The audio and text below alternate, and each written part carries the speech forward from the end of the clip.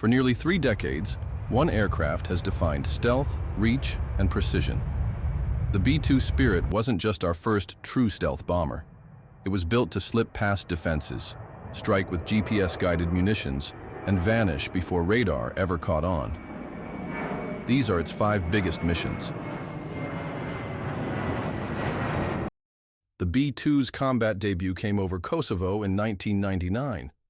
Launched from Missouri, it flew nonstop to the Balkans, over 30 hours round trip, to strike Serbian air defenses and infrastructure. Each bomber carried 16 GPS-guided munitions, marking the first use of satellite-aided precision weapons in combat. These were the first manned aircraft to enter hostile airspace, hitting hardened targets before radar even registered their presence. The strikes were precise, untraceable, and devastating, setting the tone for a campaign built on surgical air power. For NATO, it was a message. For the B-2, it was just the beginning. In the wake of 9/11, the B-2 was tapped for the opening strikes in Afghanistan as part of Operation Enduring Freedom. From a fleet of just 16 combat-ready bombers, a select few flew nonstop for over 44 hours, delivering precision-guided munitions against Taliban and Al-Qaeda targets, deep inside hostile terrain. Midway through, crews were rotated via in-flight refueling, keeping the aircraft airborne without ever landing. The mission set a new benchmark. Nearly 70 hours of continuous aircraft operation. Targets included command bunkers, airfields, and early warning systems, neutralized before they could respond. No escort, no detection, just a clean strike and a silent exit. In a post-9/11 world, the B-2 wasn't just a bomber, it was a statement of reach, resolve, and readiness. And it proved that stealth wasn't just about evasion, it was about endurance. By 2003, tensions with Iraq had reached a breaking point. Saddam Hussein's regime was accused of harboring weapons of mass destruction and defying UN inspections. The US launched Operation Iraqi Freedom with a doctrine of shock and awe, designed to dismantle Iraq's defenses before ground troops ever crossed the border. In the opening hours, B-2 bombers led the strike package. Over the first few days, B-2s dropped more than 1 million pounds of ordnance, executing dynamic retargeting mid-flight to respond to shifting intelligence. Their stealth allowed them to penetrate deep into Iraqi airspace undetected, crippling infrastructure before radar could react. These weren't just isolated hits. They were coordinated, high-value takedowns that shaped the tempo of the entire campaign.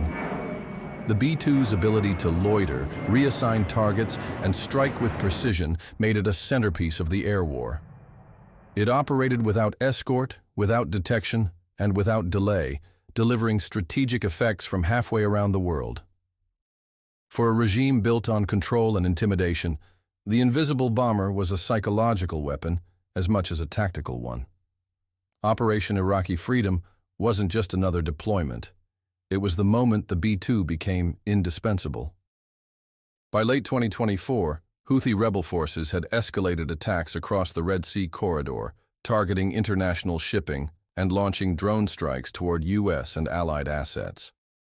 Intelligence confirmed the existence of 5 hardened underground weapons depots, deep storage sites used to house munitions and drone components shielded from conventional airstrikes. The U.S. response was surgical. 2 B-2 bombers were tasked with neutralizing the sites in a single coordinated run. These targets were buried, reinforced, and located in terrain designed to complicate access. The B-2's low observability and precision strike capability made it the only viable platform for the mission. Using bunker-penetrating ordnance, the bombers destroyed all 5 sites without collateral damage. The operation was part of a broader effort to degrade Houthi strike capacity while avoiding escalation with regional actors like Iran. In June 2025, the U.S. launched Operation Midnight Hammer, a coordinated strike targeting Iran's nuclear infrastructure at Fordo, Natanz, and Isfahan. The operation followed a 12-day war between Iran and Israel, during which Tehran accelerated uranium enrichment and threatened regional escalation. Intelligence confirmed active operations at deeply buried facilities, some reinforced to withstand conventional attack.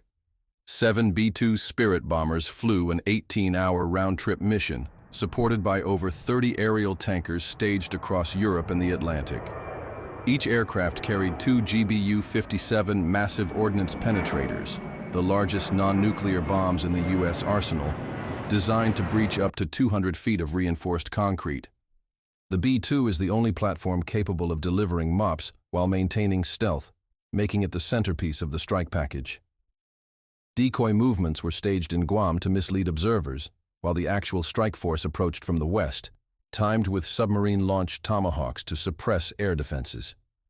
All 3 nuclear sites were severely damaged, with secondary detonations confirming destruction of key enrichment infrastructure. The strike marked the first combat use of the GBU-57 and redefined the B-2's role in peer state deterrence, strategic messaging, and precision strike doctrine.